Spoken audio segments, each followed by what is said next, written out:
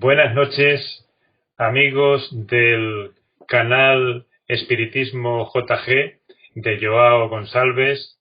Buenas noches también para los seguidores de la revista Amor, Paz y Caridad y seguidores y amigos del Grupo Villena. Comenzamos el segundo programa que tenemos preparado para el día de hoy con diferentes preguntas, cuestiones acerca de los fundamentos del espiritismo. Son preguntas muy básicas, sencillas, que le ayudarán a introducirse sin grandes complicaciones en la comprensión de lo que es el espiritismo. Vamos a dar paso al amigo José Manuel, que se presente él. Un momentito. Venga, José Manuel, cuando quieras. Sí, buenas noches a todos, amigos.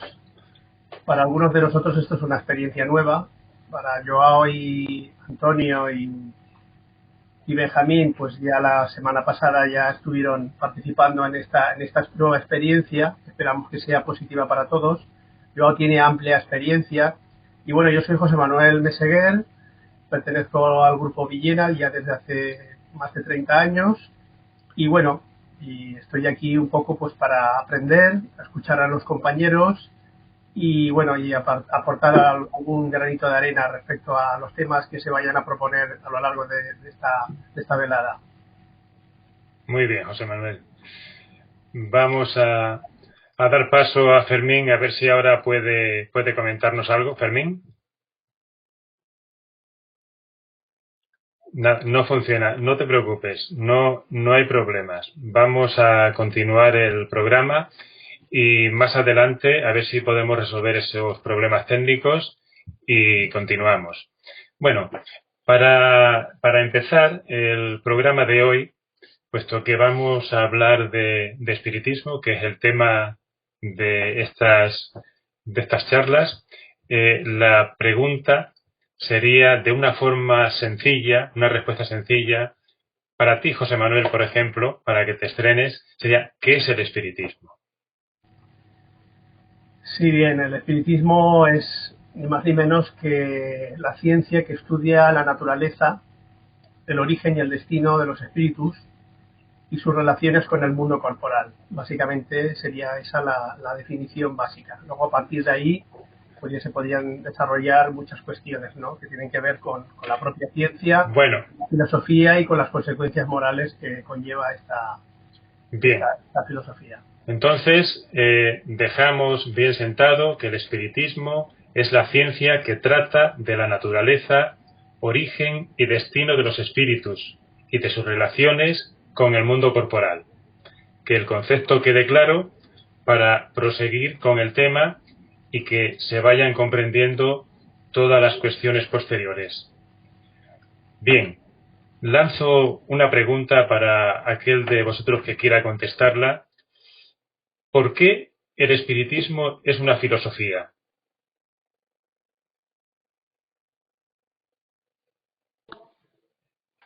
Bueno, el espiritismo es una ciencia, como habéis dicho anteriormente, y es una filosofía. Es una filosofía porque es un cuerpo de doctrina y de argumentos filosóficos basados en argumentos racionales y lógicos y justificados mediante el razonamiento, el análisis de las causas y la objetivación y la experimentación que la propia ciencia espírita acompaña. Entonces es un cuerpo de doctrina filosófico donde se analizan una serie de cuestiones que tienen que ver con la filosofía, y la filosofía en general trata de la naturaleza del hombre, de la naturaleza del universo, del origen de las causas y los efectos correspondientes a esas causas y de todo lo que constituye la realidad del ser humano. Por eso el espiritismo tiene un cuerpo de doctrina filosófico importantísimo del que se derivan una serie de consecuencias morales. Me encantaría, si puedo, me encantaría que nos acordásemos ahora un poco, y si es posible presentar esta ventana que te pedía. Sí, por supuesto. Sí, vale. Vale. Ahí lo tenemos. La última vez, el primer programa, hablamos que lo que queríamos con esta serie de programas era exactamente darle un estudio sobre lo que es el espiritismo, basado en obras de iniciación y todas las obras fundamentales que Kardec considera para organizar una biblioteca espírita. Así que hoy estamos debatiendo este primer tema, que es el espiritismo. Lo podréis encontrar aquí en el resumen de la ley de los fenómenos espíritas, que también sale en la revista Espírita en abril de 1864. Y también estas definiciones que hemos visto aquí, que José Manuel empezó, la podemos ver en esta obra que es el espiritismo. Está aquí en portugués, pero bueno, es igual en castellano. Y bueno, y sobre este tema, ahora añadiendo un poco más a lo que Tony había ya dicho, bueno, el tema de la filosofía y de la ciencia es una diferencia fundamental, es la relación entre padre y hijo.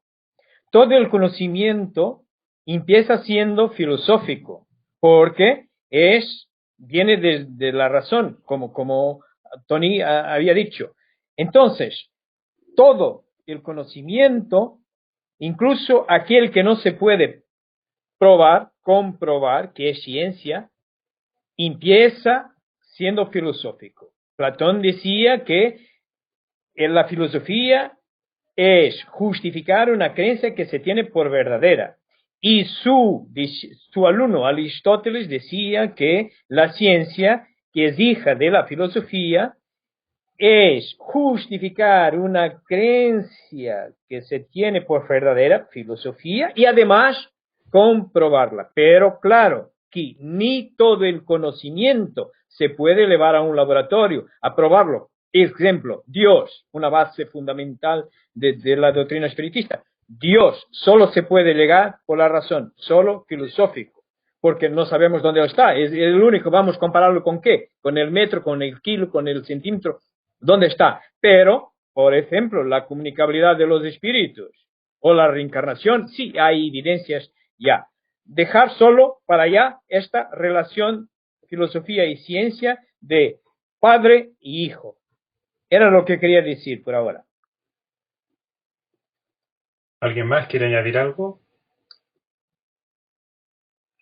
Sí, bueno, quizás redundando en la cuestión filosófica y la cuestión científica, como muy bien nos define el espiritismo, es una ciencia práctica que consiste en las relaciones que se pueden establecer con los espíritus. ¿Esto qué significa? Que al ser una ciencia práctica significa que hay una interrelación constante entre el mundo espiritual y el físico. Entonces no es una cuestión de una fe dogmática o una fe ciega, sino que es una fe que se cimenta en unos principios de unas manifestaciones con un abanico amplísimo de variedades de mediunidad que son las que provocan el que hay en ese tipo de manifestaciones. Entonces, básicamente, para construir esa filosofía, como están comentando mis compañeros, hace falta primero observar, y en base a esa observación, entonces vamos estableciendo esa relación.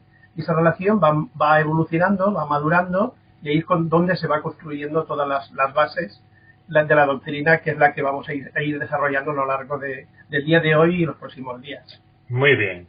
José Manuel, entonces yo me pregunto, ¿es necesario asistir a una sesión de espiritismo o participar de la cuestión mediúnica para estudiar el espiritismo como ciencia? Es para todos, ¿eh? Bueno, pues indudablemente no es necesario. No solamente no es necesario, sino que no es ni siquiera significativo. El razonamiento, el conocimiento, como su nombre indica, entra mediante un ejercicio de lógica y de reflexión por parte del individuo. Tenemos la capacidad de razonar y el razonamiento muchas veces no necesita de pruebas o evidencias, digámoslo así, físicas. De hecho,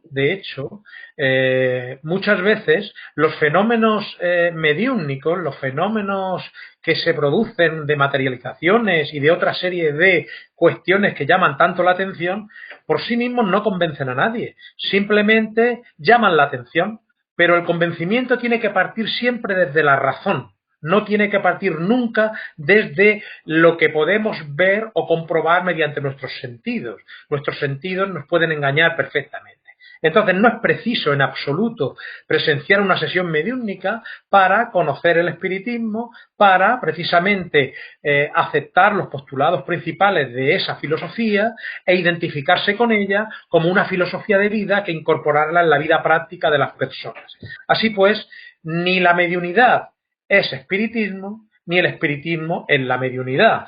Hay muchos espiritistas que no son medium ni participan de trabajos mediúnicos y hay muchísimos medium y muchísimas personas que participan en trabajos mediúnicos que no han oído hablar de espiritismo, porque el espiritismo es del siglo XIX, mientras que la mediunidad viene con el hombre desde los principios de su evolución. Así pues, no, en absoluto es necesario participar de ninguna sesión mediúnica para conocer el espiritismo, sobre todo el espiritismo auténtico, el espiritismo codificado por Kardec, basado en un razonamiento y una lógica inapelable y en una observación y experimentación científica de las leyes de las que hablaba José Manuel, que ponen en evidencia la relación entre ese mundo invisible y el mundo que nos afecta. Muy bien, José Manuel. Antonio. Esto me lleva al recuerdo de una persona querida y conocida por todos que siempre nos recomendaba que no creyésemos por creer, porque alguien te dice algo, sino que creyésemos solamente aquello que fuésemos capaces de aceptar por nosotros mismos y de alguna manera que fuese útil para nuestra vida diaria, para ser mejores personas.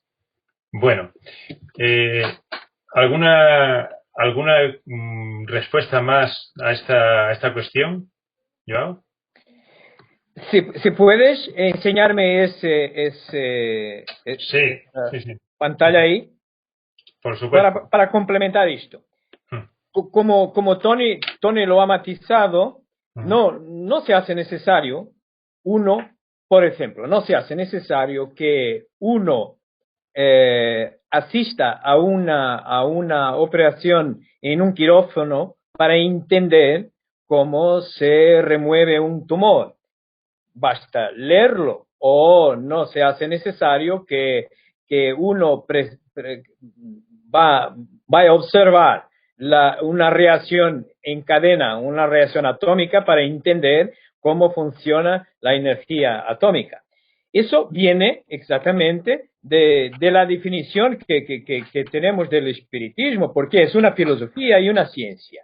Y tentando meterlo justo en lo que estábamos hablando, y justo en este libro que es del espiritismo, en el prólogo, hay ahí dos definiciones. Esta es una definición, y hay otra también, que es esta, más enfocada con el tema científico, que es una ciencia que trata de la naturaleza, origen y destino de los espíritus y sus relaciones con el mundo corporal. Es decir, que no hace falta que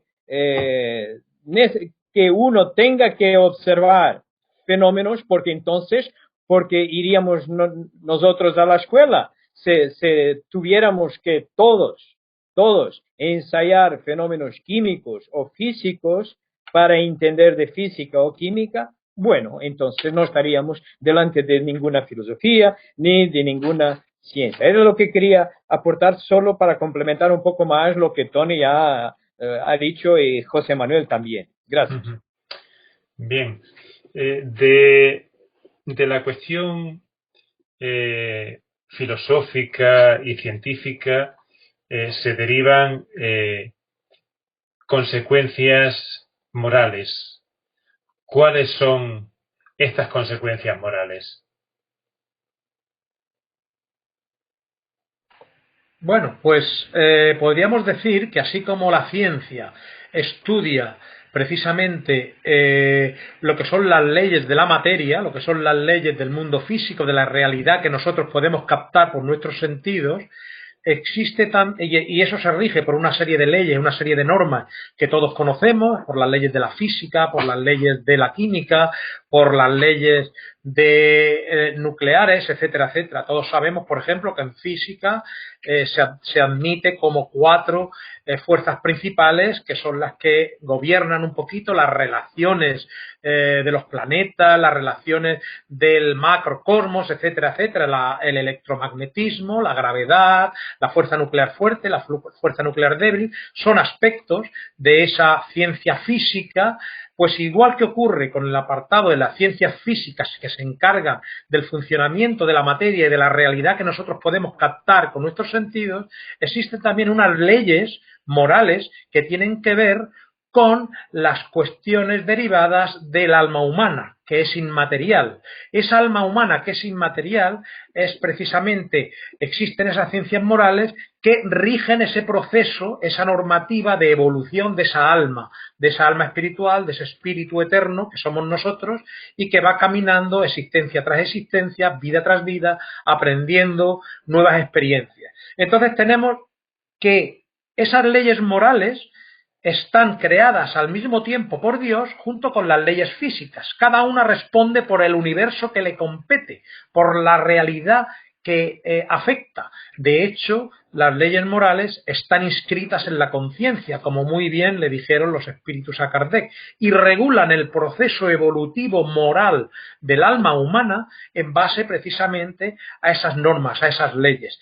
¿Cuáles son esas leyes? Son muchas las leyes morales. En el libro de los espíritus tenemos un capítulo, el capítulo 3, dedicado a todas esas leyes, que en realidad se dividen en 10. La ley de adoración, la ley de destrucción, la ley de justicia, amor y caridad, la ley de sintonía, la ley de afinidad. Algunas de ellas se corresponden con las leyes físicas, tienen su paralelismo con las leyes físicas. Por ejemplo, la ley de causa y efecto a nivel moral puede ser paralelamente entendida como la ley de acción y reacción a nivel físico. Por ejemplo, la ley de sintonía o vibración a nivel físico es también la ley de afinidad, que también ocurre y acontece en el mundo espiritual, etcétera, etcétera.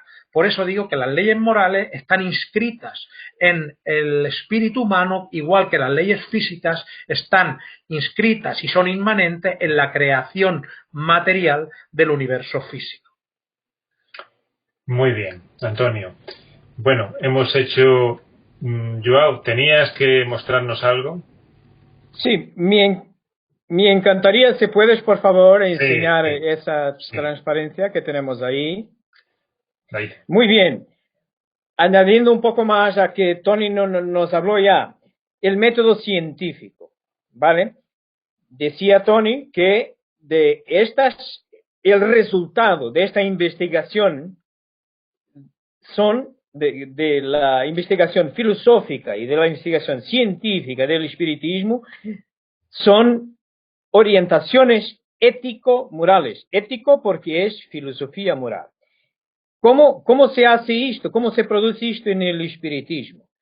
Bueno, con base en el método científico también. El método científico tiene estos pasos que aquí están. En un primer paso se observa un fenómeno, después se hace preguntas para entender el fenómeno y se levantan hipótesis, ¿vale? En esta primera fase, lo que está ocurriendo tan solo son justificaciones con la razón.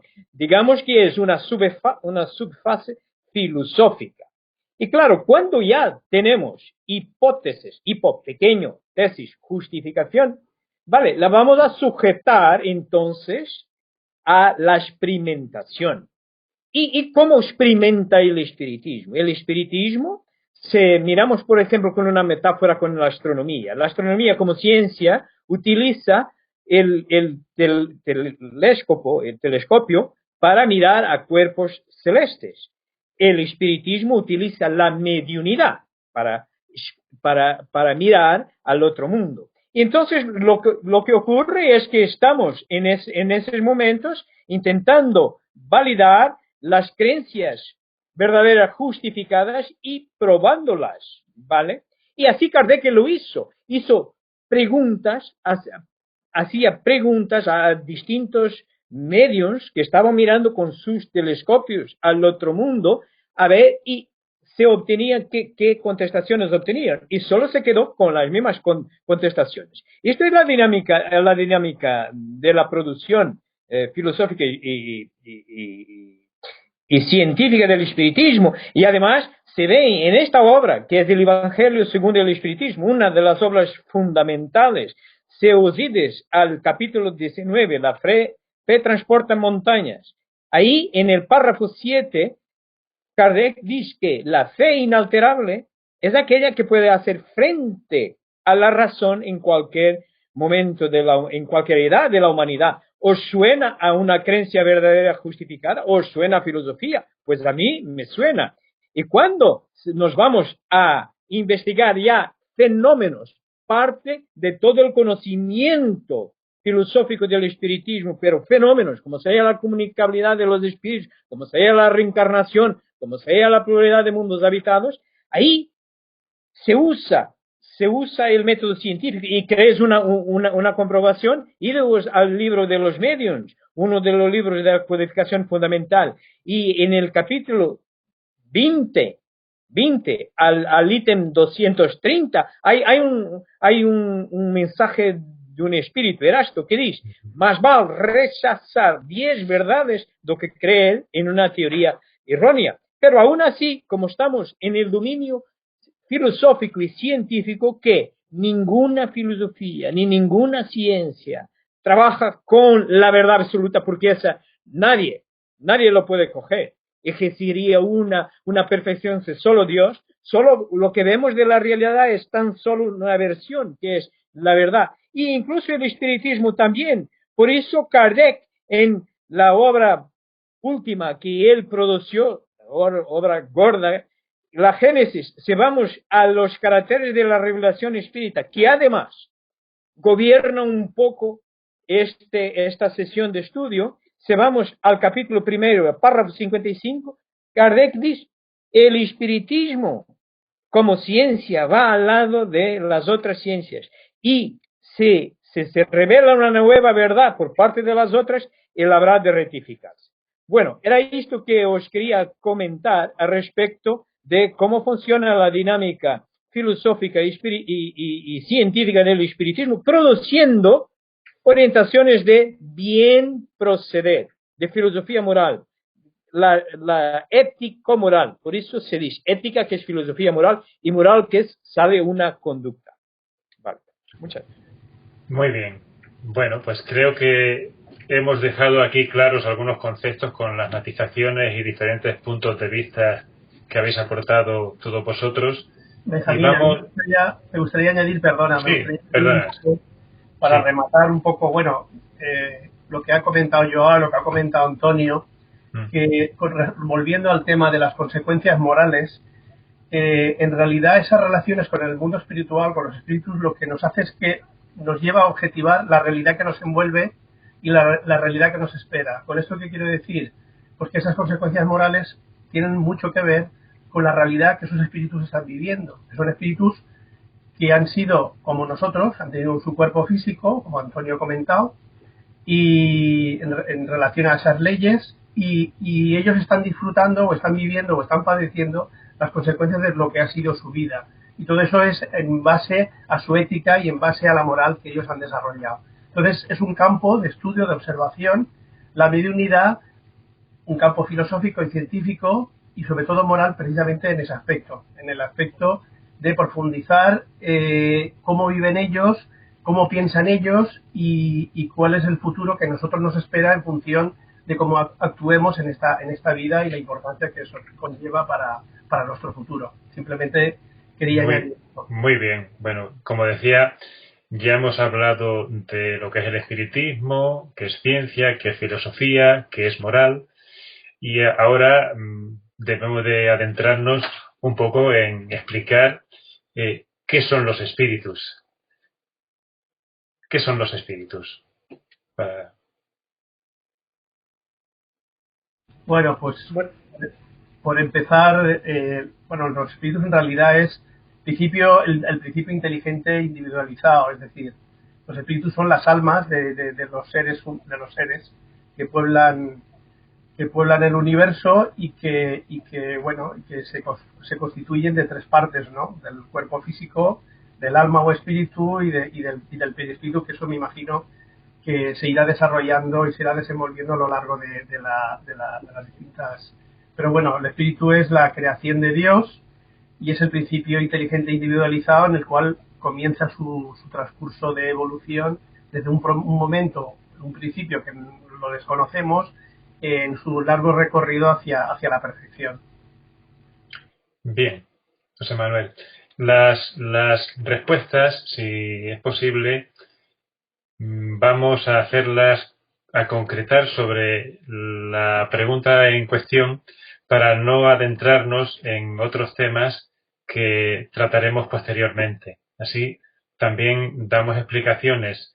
La gente que nos sigue comprende mejor el concepto y después vamos ampliando con más explicaciones de manera que podemos ir abarcándolo todo de una forma progresiva. Bien, ¿de dónde proviene el error de considerar a los espíritus como seres aparte de la creación? Bueno, ¿Antonio?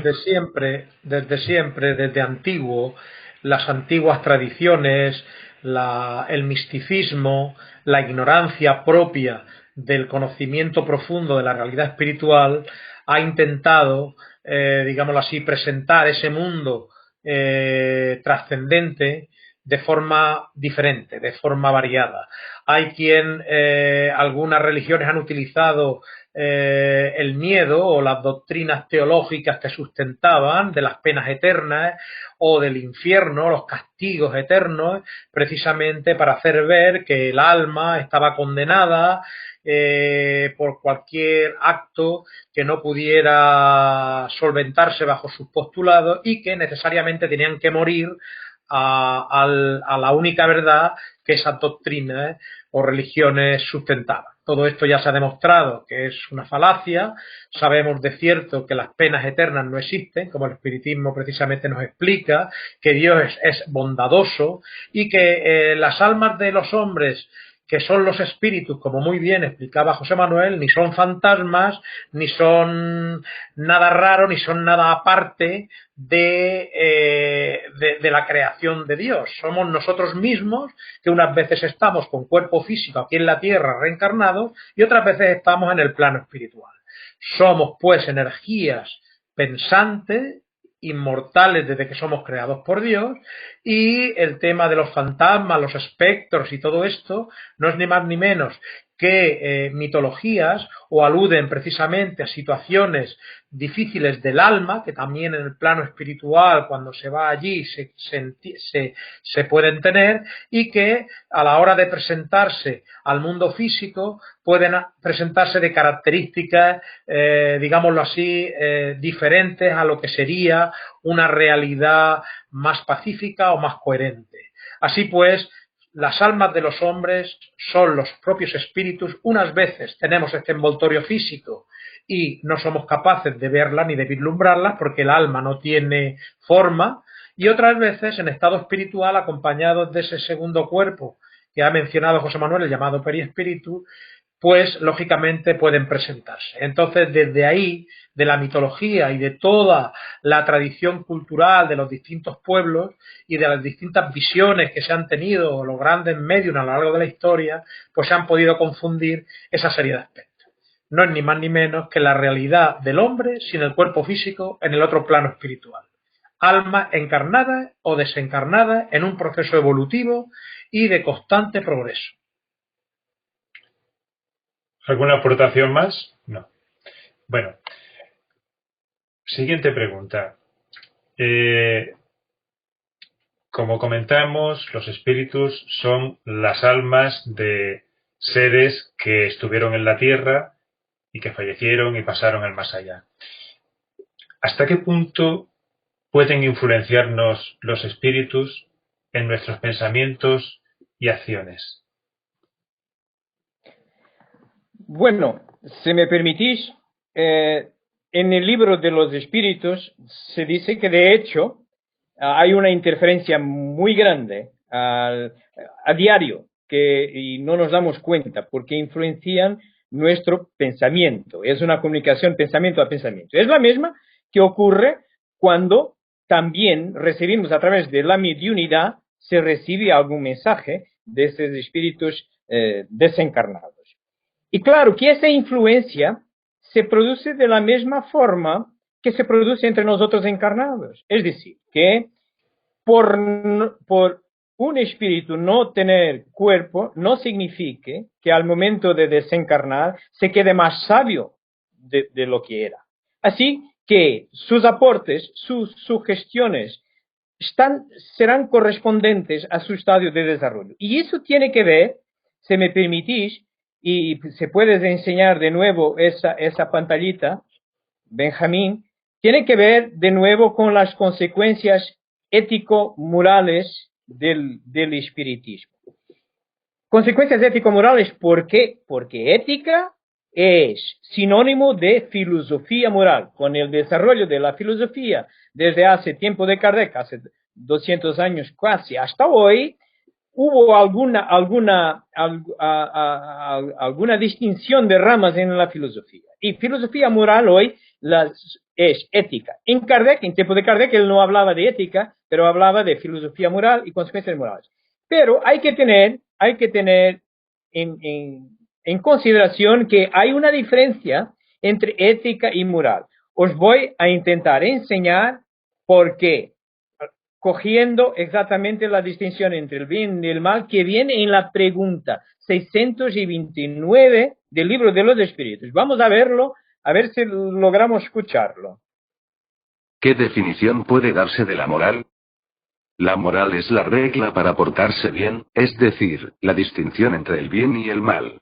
Está fundada en la observación de la ley de Dios. El hombre se porta bien cuando todo lo hace con la mira y para bien de todos. Porque entonces observa la ley de Dios. ¿Qué nos quiere esta pequeñita frase decir? Mirad, la moral está fundada. Si hay algo que está fundado, entonces es un producto de otra cosa. Se basa en algo que está detrás, ¿vale? Está fundada ¿en qué? En la observación. ¿Qué es observar una ley? Por ejemplo, una ley que salga en el BOI hoy. A ver, tenemos la ley. Vale, aquí sería la ley de Dios, vale. Y ahora vamos a observar. ¿Qué significaba observar una ley? Significa leer la ley con nuestra inteligencia, interpretarla y entonces deducir algo, unas orientaciones para nuestro día a día. ¿Ves la distinción entre moral y ética? Y es que moral es el producto, son orientaciones que salen de la observación con la inteligencia que el hombre tiene, que es imperfecta, se va desarrollando a lo largo del tiempo, así que puede producir orientaciones morales que a lo largo del tiempo se tienen que revisar. Y en el Libro de los Espíritus tenéis una cuestión muy interesante de ver, que no la vamos a ver ahora, pero que es la pena de muerte. Si pensáis en la pena de muerte, en Portugal y en España ya no es bien proceder, ya no es moral, la pena de muerte ya no es moral hace años. Es decir, que no es bien proceder que un juez determine la muerte de un asesino que se probó que ha muerto otro. Pero si nos trasladamos, por ejemplo, a Estados Unidos, estados de Texas, en este justo momento, o Afganistán, donde todavía es bien proceder, es moral que un juez determine la muerte a un asesino que ha muerto el otro, ya estáis viendo que la moral es algo fluido, es algo conectado con el tiempo, con la sociedad, con los costumbres. Entonces vamos a imaginar, si el juez era espírita, el juez en Estados Unidos de América iba a pensar que era bien proceder y se volviera a España, ya aquí pensaría que era mal proceder. ¿Ves? No puede ser. Tiene que usar la ética. El espiritismo no puede irse con orientaciones de este género. Tiene que irse con la razón y justificar. Y, por ejemplo, entonces habría que justificar porque la pena de muerte es antiética en cualquier lado, donde sea moral o inmoral. Y entonces, si el hombre es imperfecto en España, es imperfecto en Portugal, es imperfecto en Afganistán, en todo lado. Entonces, si es imperfecto, puede enjuiciar mal, se puede equivocar. Y no es la primera vez que vemos que, por ejemplo, en Estados Unidos se ha dado la pena de muerte a alguien que, pasados unos años, se ve que al final era inocente. Pero si ya está muerto, ¿cómo se va a corregir la cosa? Pero si no está muerto, sí, se puede corregir de alguna forma, ¿vale? Entonces, si el hombre es imperfecto, se puede equivocarse en su juicio, entonces no puede atribuir penas irreversibles. Y si miras a la pregunta 730 del Libro de los Espíritus, ahí está la explicación, no con estos términos ético-morales, pero con moral. Exactamente que la pena de muerte desaparecerá un día cuando el hombre desarrolle su inteligencia. Esto era también solo un aporte más a las consecuencias ético-morales de la definición que tenemos hoy del espiritismo. Gracias. Muy bien. Otra pregunta que se me ocurre sería hemos hablado de la influencia de los espíritus y otra pregunta sería, ¿pueden ser los espíritus responsables de nuestros aciertos o de nuestros errores? Pueden tener una pequeña responsabilidad, pero la responsabilidad última es del propio ser humano. Uno, como ha comentado Joao antes, las relaciones con los espíritus son muy similares por no decir prácticamente iguales, que las relaciones que tenemos entre los seres humanos. La única diferencia es que no los vemos, ¿no? Pero ellos ejercen una influencia, pero hasta el punto de que ellos sean responsables, pues tienen su parte de responsabilidad. Pero siempre los que tomamos la última decisión de aquello que queremos hacer, tanto si es bueno como si es malo, eso ya nos compete a nosotros. No podemos derivar en la responsabilidad a terceros, salvo que uno pudiera estar en un caso extremo de debilidad mental o un caso de trastorno de algún tipo. En condiciones normales podemos sí recibir influencias muy fuertes, pero la última palabra siempre la tiene el ser humano, siempre. ¿Algo más? Bien. ¿De qué depende tener una buena asistencia de espíritus elevados? ¿Hace falta para ello mantener una actitud positiva y esforzarse por ser mejor cada día? ¿Es conveniente solicitar ayuda? Bueno, pues depende de nosotros exclusivamente. Por no entrar en profundizar en el campo de la ciencia, simplemente mencionar que somos energía y nuestro espíritu es energía y estamos encarnados. Entonces, como he mencionado con anterioridad, la ley de sintonía, la ley de vibración que rige a nivel de la energía en todo el universo, la energía e incluso la materia vibra en determinados parámetros, en determinadas frecuencias y por sintonía se une a energías que vibran en la misma frecuencia que ella. En ese sentido, los pensamientos y los sentimientos que nosotros tenemos son precisamente energía que delimitan nuestro nivel de vibración, nuestro nivel incluso de elevación moral. En ese sentido, la afinidad que nosotros podemos tener con los espíritus desencarnados, sean de un orden o de otro, en este caso elevados, según la pregunta, depende del nivel de elevación que nosotros tengamos. Y eso no es algo que se pueda disfrazar.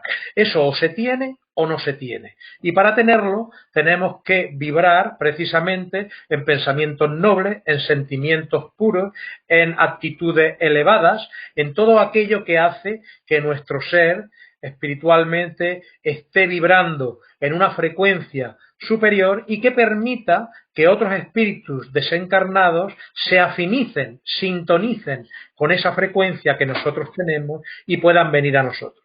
La mejor garantía de una buena conexión con el mundo espiritual elevado es la propia elevación de la persona que lo solicita. La oración indudablemente nos ayuda enormemente a elevar, abrir nuestro pensamiento a Dios y elevar también ese pensamiento, elevar nuestro nivel vibratorio, y precisamente al elevar nuestro nivel vibratorio estamos en condiciones de contactar y recibir la ayuda de esos espíritus elevados o superiores. Se trata de una cuestión física, que nos lo puede explicar perfectamente la física, y de una cuestión espiritual y moral. Ambas van unidas, como he dicho anteriormente. La similitud entre las leyes morales y las leyes físicas es realmente asombrosa y sorprendente, y podríamos profundizar en este tema en otro capítulo o en otra oportunidad, porque nos daríamos cuenta de que el universo, dirigido por una mente superior y coordinado y concebido por esa realidad única que no podemos comprender, a la que llamamos Dios, sin duda ha tenido en cuenta todas las variables. La oración nos ayuda a contactar con esos espíritus elevados, pero indudablemente lo que más nos ayuda es nuestro nivel de vibración energético conseguido a través de nuestra elevación moral. Bien, voy a hacer un breve llamado a nuestros seguidores, si no queréis aportar nada más sobre este punto. Joao. Bueno, se me permite solo subrayar exactamente lo que Tony había dicho. Es clave en la comunicación entre espíritus, sean encarnados, sean entre encarnados y desencarnados, sean desencarnados, la afinidad, la ley de afinidad, de sintonía. Es decir, que se aproximan, se acercan de nosotros los que tienen, los que comparten nuestros gustos, nuestros intereses y nuestro nivel vibratorio. Y en nuestro nivel vibratorio guarda relación directa con nuestros conocimientos. Hay una ley, de esas leyes naturales que Tony habló y que seguramente habremos de hablar en el futuro, que es la ley moral del progreso.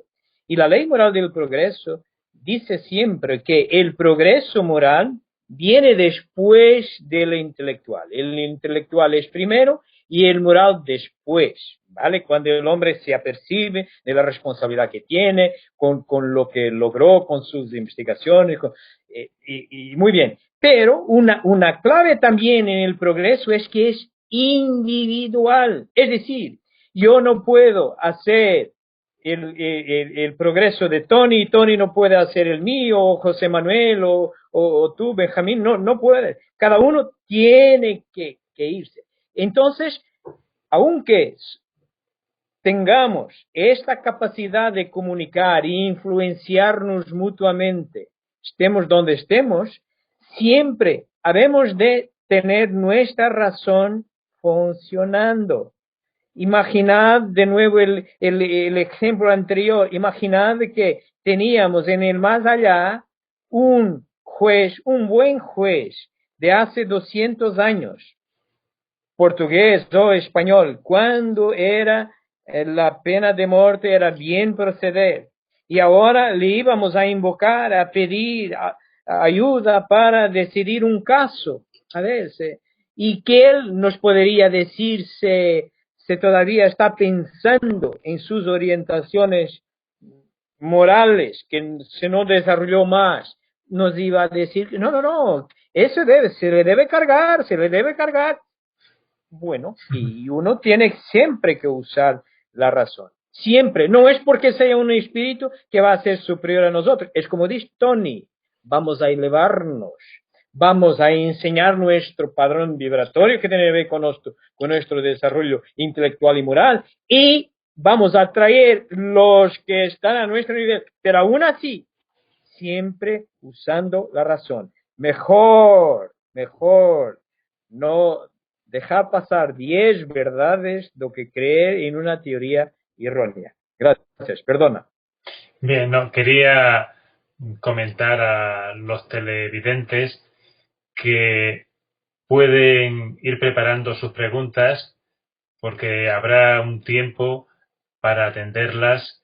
Entonces, si ya van poniendo ahí en el chat de YouTube alguna pregunta, ahora en un corto espacio de tiempo podremos ir trasladándolas a vosotros. Bien. De momento no tenemos ninguna cuestión. Vamos a continuar hablando del tema que esta noche nos ocupa. El ser humano, hemos hablado, mejor dicho, que los espíritus son seres humanos que fallecieron. De ahí se deduce que el ser humano, el cuerpo, no solamente el cuerpo, tiene otra constitución. ¿Cuál es la constitución del ser humano? Sí, bueno, por iniciar, aunque luego mis compañeros pueden ir ampliando el tema, pero hay un cuerpo intermedio sin el cual sería imposible que el espíritu se pudiera manifestar a través del cuerpo físico. Y ese cuerpo intermedio es el perispíritu. Para nosotros es algo etéreo, es algo inmaterial, pero que para el espíritu sí que es algo de una naturaleza material, ¿no? Aunque sea muy sutil, ¿no? Y ese cuerpo intermedio es el que nosotros adquirimos cuando encarnamos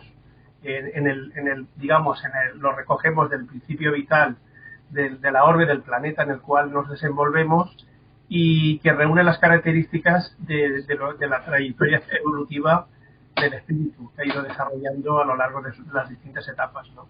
Y en función de sus necesidades, pues ese perispíritu ayuda a moldear pues lo que es su existencia actual, o cuando estaba previo para encarnar, pues lo que va a ser su futura existencia. Pero ese cuerpo es básico, es fundamental para que el espíritu se pueda manifestar, y es el origen y la explicación a muchos de los fenómenos mediúnicos que se producen y que muchas veces por ignorancia y desconocimiento pues ignoramos las causas, ¿no?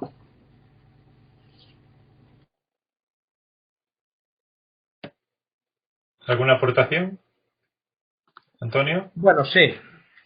Por complementar, por ampliar lo que ya ha dicho José Manuel, muy bien dicho, voy a entrar simplemente en algunas características. Se trata simplemente de un cuerpo conocido desde la antigüedad. Hipócrates, el padre de la medicina, lo denominaba como enormon. Aristóteles le denominaba como el carro sutil del alma. Orígenes de Alejandría, uno de los padres de la Iglesia, cuando hacía referencia a él, hablaba de aura. Y así sucesivamente. Pitágoras, Confucio y otros grandes filósofos, pensadores religiosos han hablado del perispíritu. En la parte oriental de nuestro mundo se ha denominado siempre ese cuerpo como cuerpo astral, como cuerpo de deseo. En realidad el nombre es lo de menos. Debemos de saber que ese es el lazo que une la materia con el espíritu, ese lazo fluídico que permite que el alma humana pueda reencarnar en un cuerpo físico, y que está constituido a su vez tiene una naturaleza de tres cuerpos, digámoslo así, o de tres aspectos: lo que es el cuerpo mental, lo que es el cuerpo causal y lo que es el cuerpo vital. El cuerpo mental es precisamente el que se aglutina alrededor del chakra coronario, porque no debemos de olvidar que el perispíritu está dirigido, controlado y, digámoslo así, mediatizado por 7 centros de fuerza que los orientales les denominan como chakras, y que no da tiempo ahora aquí explicar, lo explicaremos en otra oportunidad, y que a través de esos centros de fuerza es como el perispíritu irradia todas las energías que recibe desde la mente superior, que no es ni más ni menos que la mente del alma, la mente del espíritu, y a su vez el perispíritu recibe las impresiones de la materia del aspecto sensorial de la realidad que nosotros captamos por nuestros sentidos y es trasladado a la parte mental, a la parte espiritual de nuestra alma. El perispíritu no es inteligente, es simplemente un cuerpo electromagnético intermedio, compuesto de esos tres cuerpos de los que he hablado. El cuerpo vital, por ejemplo, es el cuerpo, el doble etérico, es la parte semimaterial del perispíritu que se queda aquí en la Tierra cuando desencarnamos, cuando dejamos el cuerpo físico, cuando fallecemos. Ustedes saben que a través de la cámara Kirlian se puede fotografiar este aspecto externo del perispíritu, que es esa parte que se fotografía, que es semimaterial, esa parte no es ni más ni menos que el cuerpo vital o doble etérico, se denomina en otras escuelas, y que se desintegra en el momento en que el alma humana se va separando a través de las sucesivas realizaciones que hace el perispíritu cuando se produce el fenómeno de la muerte. Entonces, esos tres cuerpos, cuerpo causal, cuerpo mental y cuerpo vital, son los que conforman el perispíritu, y las propiedades y características y funciones del perispíritu son muchas. Es plástico, irradia, es hipersensible, es invisible, etcétera, etcétera. Daría para una explicación mucho más grave, más profunda, explicar todo esto. Pero debemos de saber que ha sido estudiado desde antiguo y que gracias a él se nos permite reencarnar, porque es el mismo cuerpo, el mismo patrón que permite la conexión en la célula huevo cuando se produce la fecundación en el momento de la reencarnación. Ese patrón o molde organizador biológico que va moldeando el feto y el desarrollo del bebé hasta los 9 meses, cuando ya sale al exterior y entonces se acopla definitivamente el alma humana.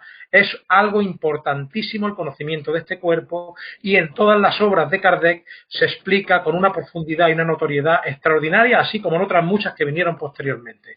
Yo les invito a profundizar sobre él, porque comprenderán muchísimas cosas de la vida y de la manera en que nosotros nos relacionamos en la vida física, en la vida espiritual y en otras dimensiones que ahora en estos momentos está empezando a descubrir la física y otras disciplinas científicas, como son los multiversos, como son otra serie de energías o energiversos, en los cuales esa vibración del cuerpo periespiritual del hombre también tiene su función y tiene también sus parámetros de realidad. Esto lo dejaremos para otra oportunidad. Sí. Muy bien, Tony. Creo que Joao tiene algo que decirnos también. Tenemos una pregunta del compañero Paco Bonete. ¿Le damos paso antes o lo que vas a decir tú, Joao, está relacionado con esto? Déjame explicar solo esto que me gustaría, siguiendo lo que Tony ha explicado. ¿Puedes enseñar esta pantallita, por favor? Vale, perfecto. Entonces, en esta pantallita, lo que yo quiero enseñaros aquí es que, mirad lo que 14. Tony dice. La unión del alma, del periespíritu y del cuerpo material constituye el hombre. El alma y el periespíritu separados del cuerpo constituyen el ser llamado espíritu. El alma es de este modo un ser simple, el espíritu un ser doble y el hombre un ser triple. ¿Vale? Eso nos dice en estos dos libros. En el libro de los espíritus, pregunta 135, que nos sugerencia que comparemos en nuestro cuerpo a un fruto para distinguir lo que es cuerpo, lo que es espíritu y lo que está dentro del espíritu, que es el alma y el perispíritu, y que es el espiritismo. En la pregunta 14 del capítulo 2, lo que hemos escuchado es exactamente esa pregunta, y que dice que el hombre es constituido por 3 elementos: alma, perispíritu y cuerpo. De la asociación de estos 3 elementos, así nacen 3 seres distintos. El alma, que es un ser simple, por ejemplo, si vamos a un planeta divino donde ya no necesitamos de encarnar, pues seremos alma. No necesitamos de encarnar. ¿Para qué queremos el perispíritu? Pero si necesitamos de reencarnar, como aquí en la Tierra, tener un cuerpo, necesitamos de tener una interfaz entre el alma y el cuerpo físico. O si estamos en un planeta divino, que necesitamos de aparecer en una reunión mediúnica para que pueda impresionar los sentidos del medio, tiene que tener algo de físico para que le aparezca. Entonces tenemos que poner un pie de espíritu. Y ahí es espíritu, alma, dos elementos, alma, pie de espíritu, da un ser doble, doble que es espíritu. Y ahora, ¿qué es el ser humano? Va a reencarnarse, alma, pie y espíritu y cuerpo. O, por una equivalencia lógica, espíritu y cuerpo. Por eso es un ser triple, porque es alma, pie y espíritu y cuerpo. Y entonces este es el ser humano. Es lo que quería decir. Muchas gracias. Muy bien, tenemos varias preguntas ya. Bueno, vamos a dar en primer lugar a la del amigo Paco Bonete. ¿Cómo es esa relación entre los mundos, el material y el espiritual?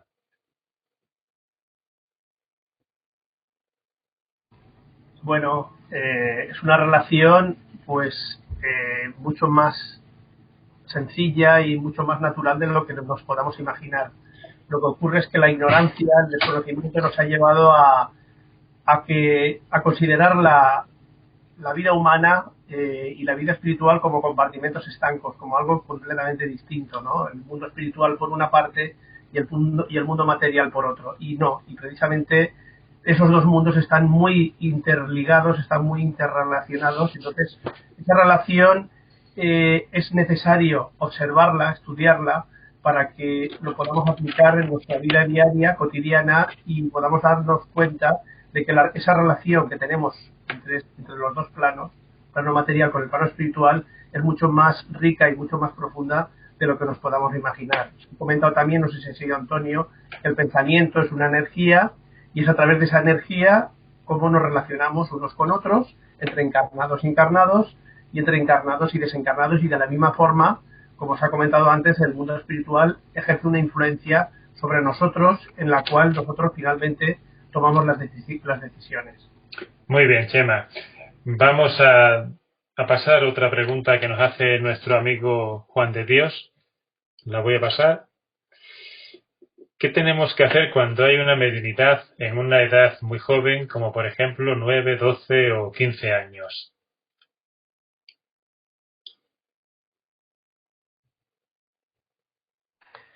Bueno, pues lo que tenemos que hacer simplemente es educarla. Tenga 9, tenga 6 o tenga 17 o 70.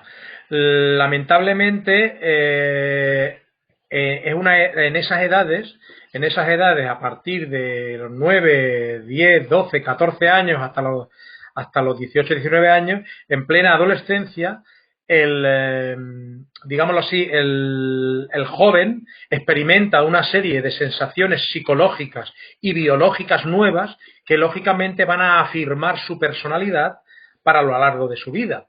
Evidentemente, ahí la dificultad se agrava, porque cuando la persona está intentando formar su personalidad psicológica, por norma general no admite en absoluto, o tiende a no admitir, todos hemos pasado por ahí, tiende a no admitir los consejos que le dan otras personas, porque es su propia afirmación de su propia personalidad frente a lo que los demás los dicen. Normalmente la adolescencia se caracteriza siempre por creernos que sabemos todo, que no necesitamos de recurrir a nadie, que nuestros padres, nuestros educadores y aquellos que nos dan consejos simplemente están de más, y que nosotros estamos viviendo nuestras experiencias y tenemos que seguir viviéndolas sin hacer caso. Luego la vida nos demuestra que no era tanto así como nosotros pensábamos, sino que tenemos que hacer caso también a las indicaciones de aquellos que nos tienen afecto y que nos aman. Entonces, la educación mediúmnica, la educación de una facultad, está precisamente dentro de unas de las prioridades que la doctrina espírita contempla, porque nadie hasta el espiritismo había propuesto un manual de paranormalidad humana y de explicación de los fenómenos de esas leyes que vinculan el mundo físico y el mundo espiritual, como hace el espiritismo con el libro de los medios.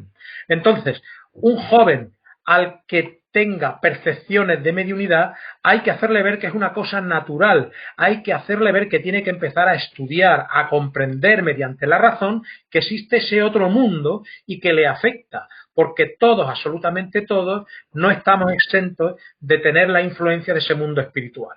Mediante el estudio, mediante la comprensión, mediante la paciencia en la educación del joven y haciéndole comprender de que por él mismo debe de adoptar aquellas, digámoslo así, decisiones que considere oportunas, pero una vez estudiadas las causas y las consecuencias por las cuales tiene esa facultad, entonces el joven podrá entender muchas cosas.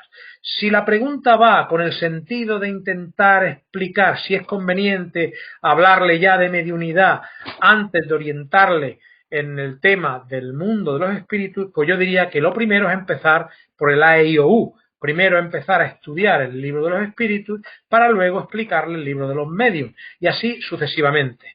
Entonces hay que hacerlo con mucha prudencia, con mucha paciencia. Si hay un ascendiente sobre él, como pueda tener el maestro o el profesor de su propia escuela o instituto, pues intentar hacerlo valer para que se dé cuenta de que eso puede ser una herramienta valiosa para él en el futuro a la hora de desarrollar su personalidad y de extraer los recursos personales, psicológicos, intelectuales y espirituales de una mayor profundidad de los que los tiene ahora. Porque una mediunidad bien orientada, bien educada, bien entendida, con la debida prudencia y discreción, sin duda alguna, es una herramienta extraordinaria de crecimiento, de progreso moral e intelectual que ayuda a la persona en el desarrollo evolutivo de su vida. Muy bien. Joao, Bueno, yo me preparaba para el final. la cuestión siguiente. Si Vale. quieres dispararla para mí. Tengo la cuestión siguiente. La cuestión siguiente nos la hace el Centro Espírita Amelia Baudet y nos pregunta, ¿hay un principio espiritual? Muy bien, por favor, enséñame esa presentación ahí, por favor. Perdón que intervenga, no pone espiritual, pone periespiritual. Perdón. Es muy importante. La matización es importante. Perdón. ¿Me puedes enseñar? Vale. Vamos a escuchar lo que dice el libro de los espíritus al respecto de la composición de lo que hay en el universo.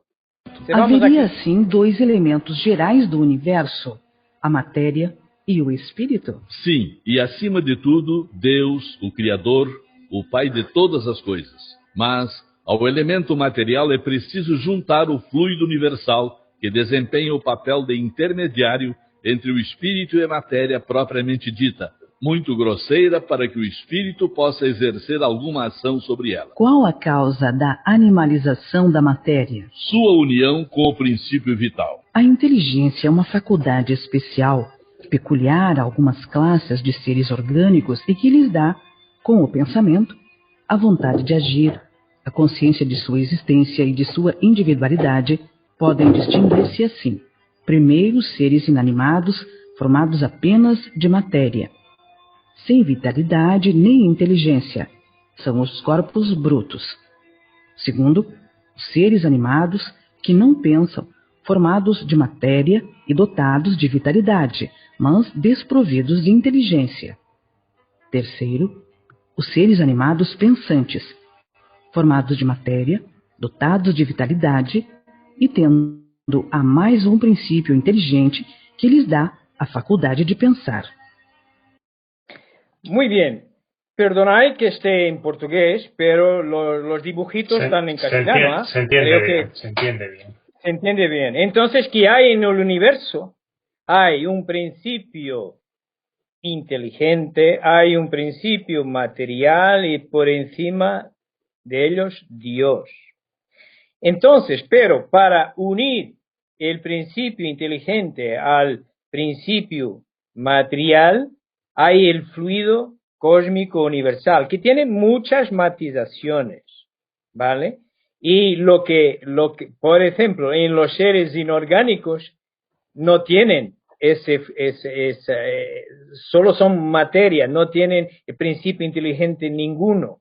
Pero los seres orgánicos ya tienen animalización, y animalización carece de una matización del fluido universal, que es ese fluido vital. Pero si subimos en la escala, ahí ya vamos a ver un desarrollo más del principio inteligente.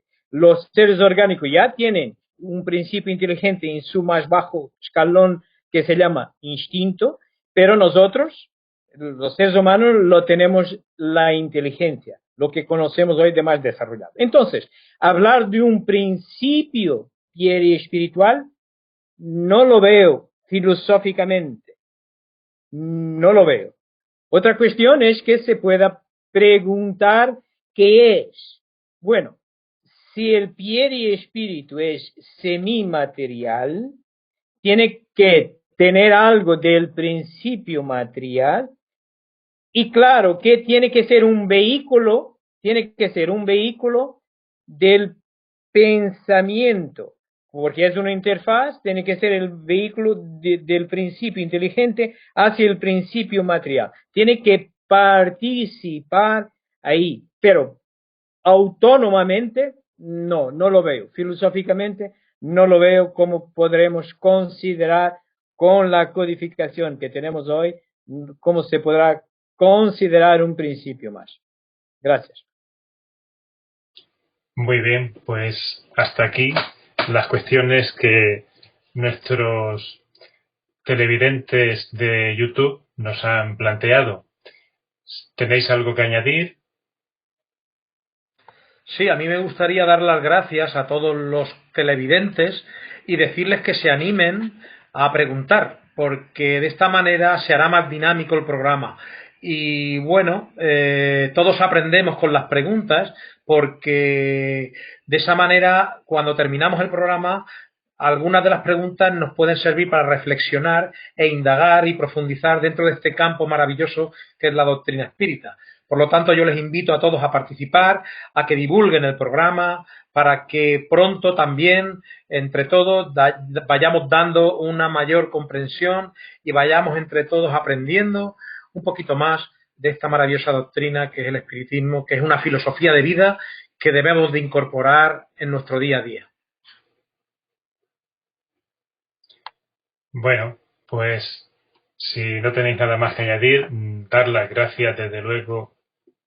Perdón, Joao. Bueno, solo entonces me permite, es que veo por los comentarios que hay gente de Portugal también, y Sí. les quiero agradecer, aunque no hayan puesto ninguna pregunta, pero incluso una persona intentó escribir en castellano. Vale, perfecto.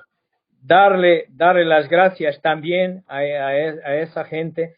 Muchísimas gracias por, incluso en otro idioma, estar aquí. Si hubieran hecho una pregunta, os iba a contestar en portugués, claro. Muy bien, claro. Será la próxima vez. Aquí muy bien. Gracias pues a todos nuestros seguidores y les emplazamos para el nuevo programa que será el próximo lunes a la misma hora, a las 10:30.